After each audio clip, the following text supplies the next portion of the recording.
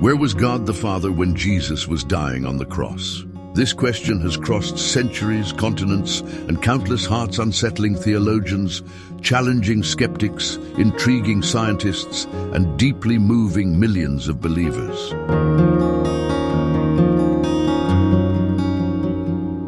A cry that echoed 2,000 years ago still lingers today without a universally accepted answer.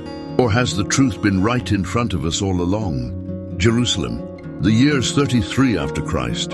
The world witnesses one of the most haunting and pivotal events in all of human history, the crucifixion of Jesus of Nazareth. At noon, the skies darken without warning.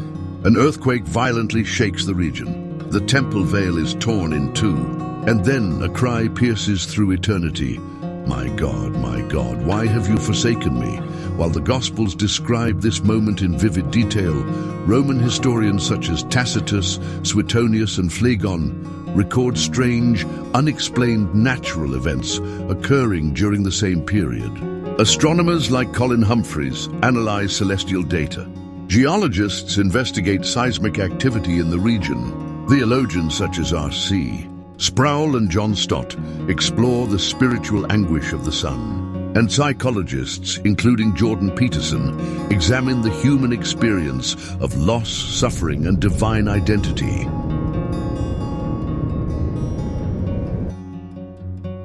In this documentary, we embark on a compelling journey of investigation, where science, faith, and history intersect to explore a profound mystery: the silence of heaven at the most agonizing moment on earth. Join us behind the scenes of the cross, revisit the ancient records, confront the shadows and the signs, and uncover how, behind what seemed like abandonment, may lie the greatest act of love in all eternity.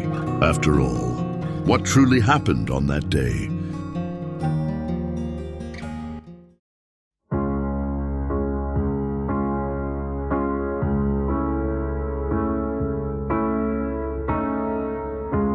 It was around noon when something truly inexplicable began to unfold. The sky suddenly turned dark.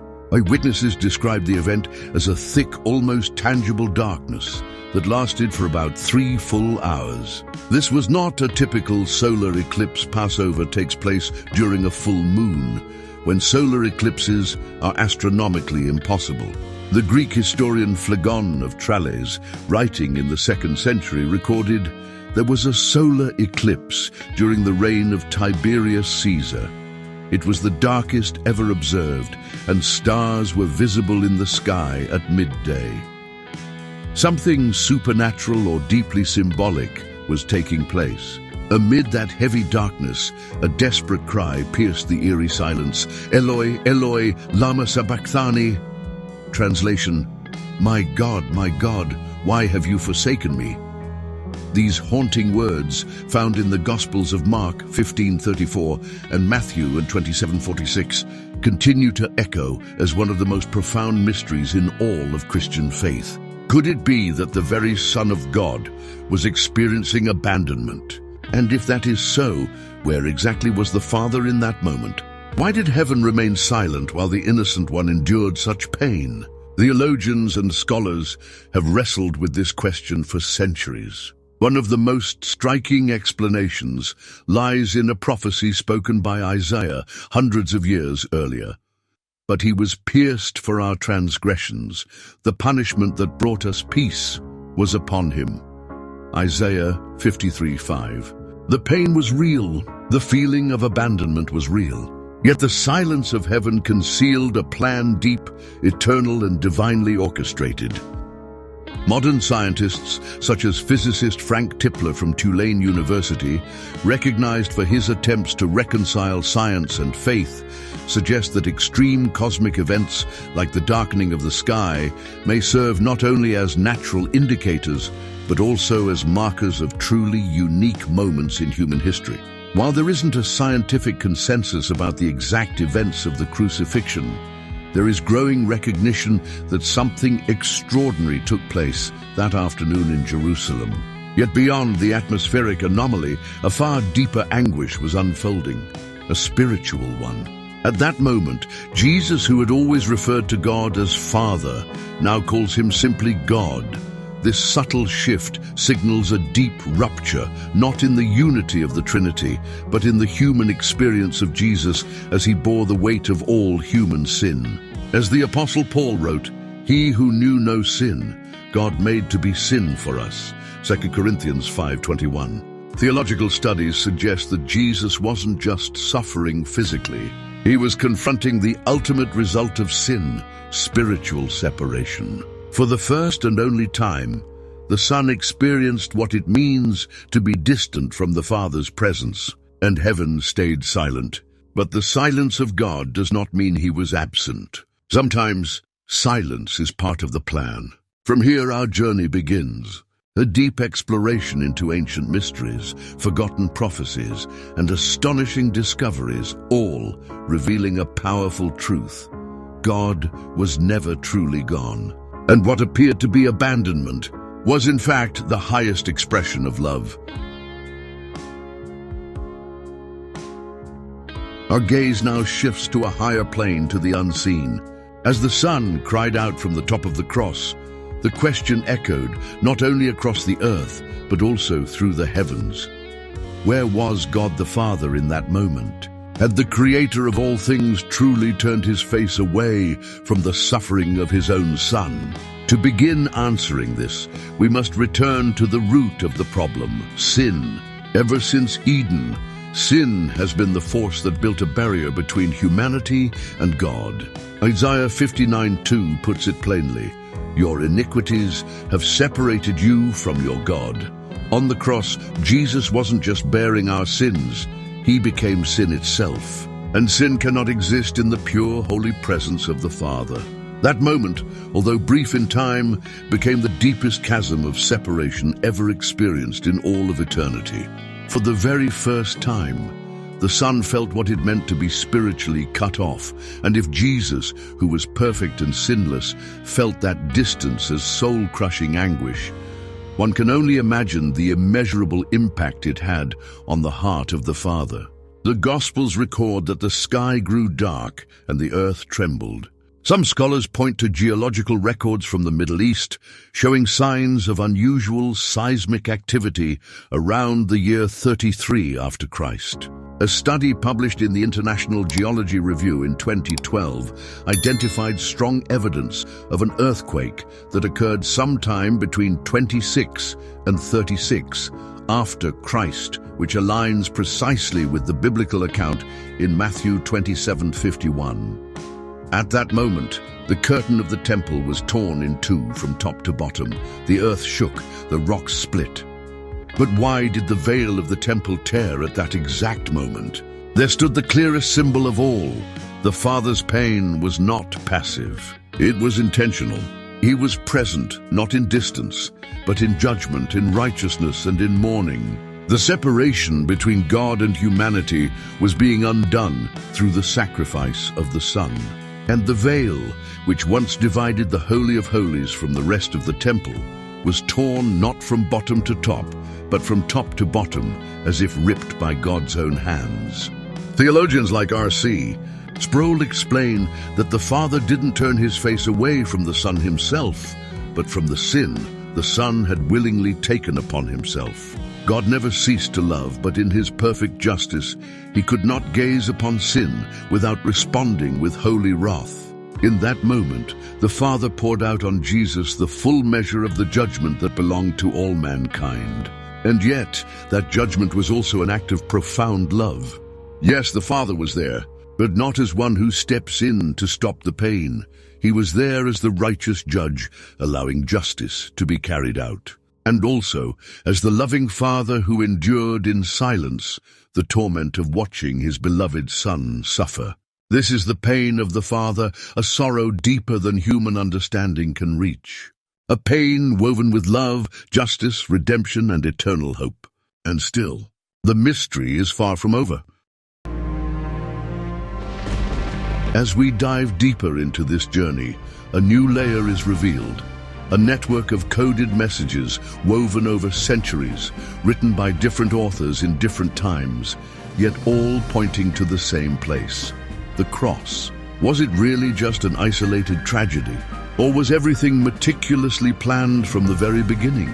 The answer begins to emerge when we return to the prophetic writings of the Old Testament. One of the most striking is found in Isaiah 53, written more than 700 years before the crucifixion of Jesus. The text describes with surgical precision the suffering of the Messiah. He was despised and rejected by men, a man of sorrows and familiar with suffering. He was pierced for our transgressions. Isaiah 53:3-5. Isaiah doesn't just describe physical pain, but the spiritual reality that would take place on the cross. Verse 10 is even more intriguing. Yet it was the Lord's will to crush him and cause him to suffer. The word used in the original Hebrew for crush indicates a deliberate, profound action, not merely permissive, but part of a plan. This reveals that Jesus' suffering was not a historical accident.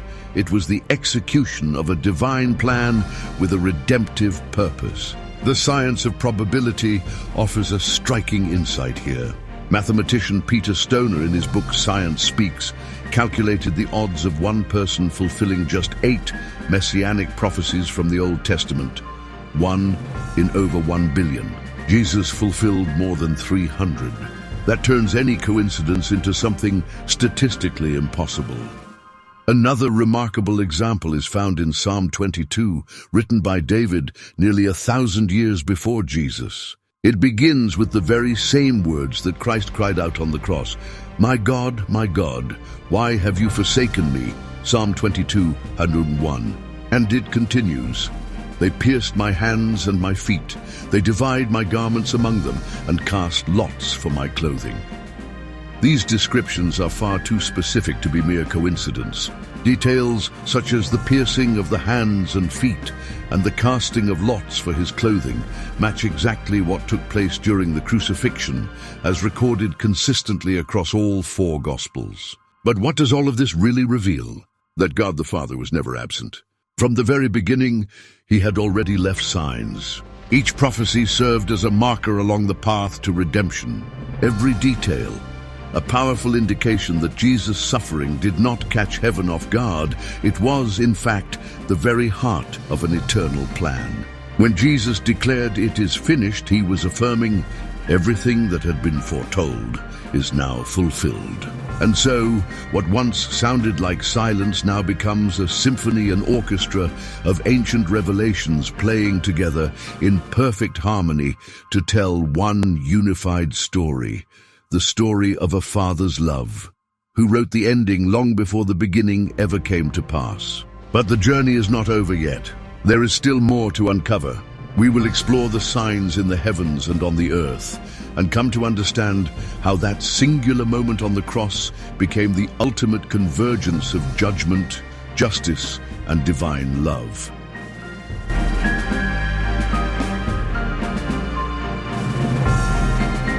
The heavenly clock marked noon when something strange began to unfold.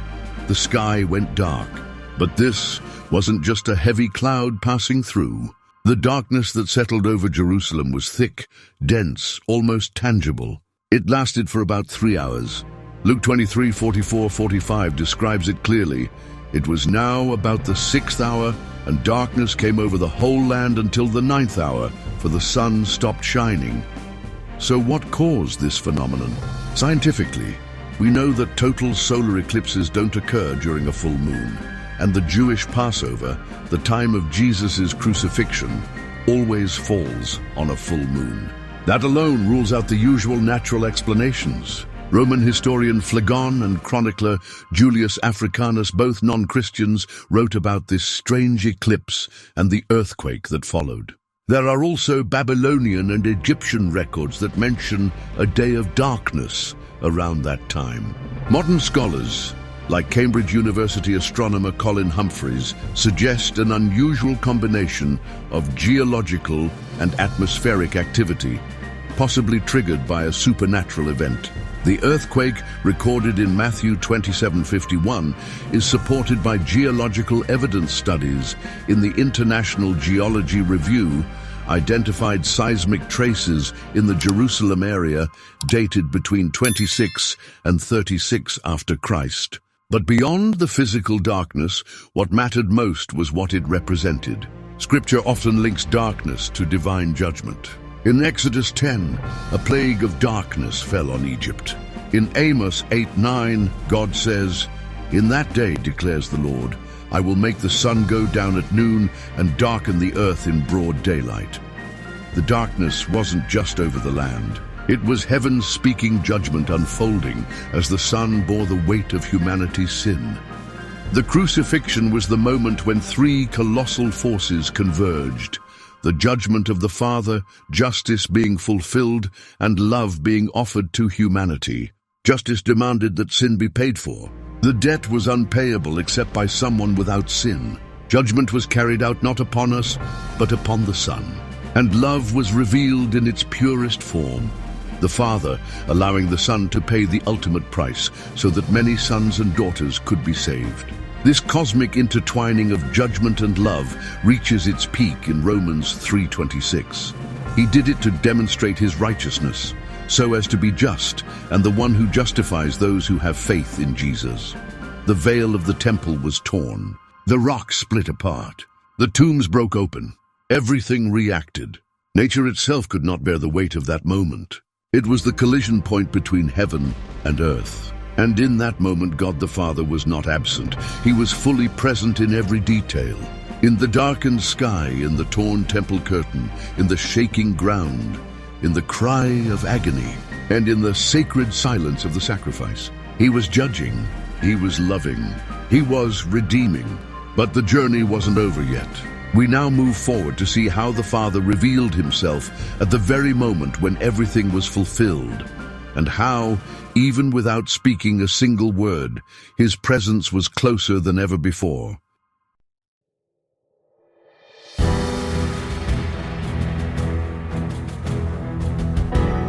The afternoon wore on.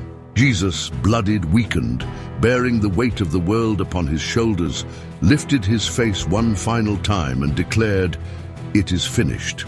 A short phrase, yet loaded with centuries of promises, pain, sacrifice, and hope. The Greek word used in the original tetelestai was often written on receipts of debt, and it literally meant paid in full.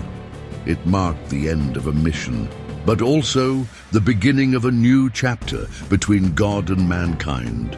In this final moment, Jesus once again refers to God as Father. "Father, into your hands I commit my spirit." Luke 23:46. The silence had been broken. The spiritual separation, felt for what seemed like eternal though brief moments, had now been overcome. The divine plan had been fully executed. But where was God the Father in that final moment? Perhaps the most powerful answer doesn't come through explanation, but through revelation. The Father had never left. He was there, in the shadow of the cross, upholding the plan with his sovereign hand.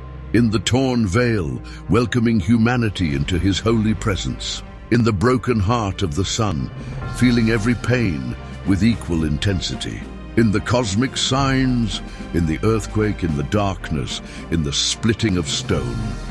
Theologians like Dietrich Bonhoeffer affirm that God suffered with the suffering of Christ, revealing that the Trinity was not divided, but united in one unshakable purpose: salvation.